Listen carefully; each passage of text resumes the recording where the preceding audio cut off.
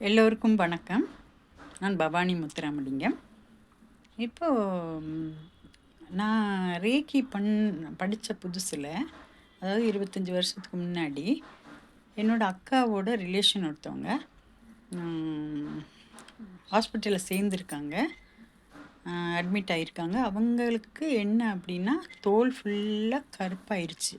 முகம், கை, கால் எல்லாமே கருப்பாயிருச்சு. அப்போ தோல் அந்த தோல் அப்போ டாக்டர் என்ன சொல்கிறாருன்னா, இவங்க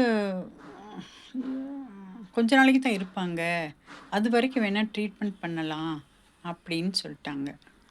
அப்போ நான் என்ன செஞ்சேன், அவங்கள பார்க்க போனேன். சும்மா பார்க்க போன இடத்துல, சரி நான் உங்களுக்கு டாக்டர் இல்லாதப்போ நான் உங்களுக்கு பண்ணுறேன்னு சொல்லி, அவர் இல்லை, வெளியே போயிட்டார்.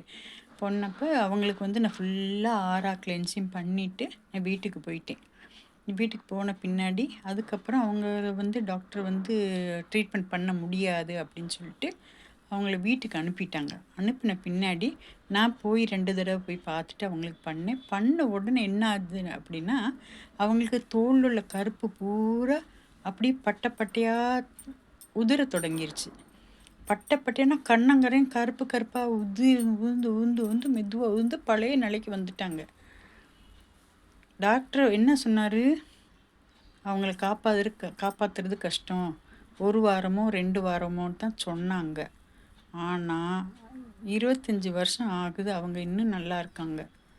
அவங்களுக்கு தோல் வியாதியே கிடையாது. ரேக்கிக்கு நன்றி. எல்லாரும் ரேக்கி படிங்க, நிறைய மிராக்கிள் நடக்கும்.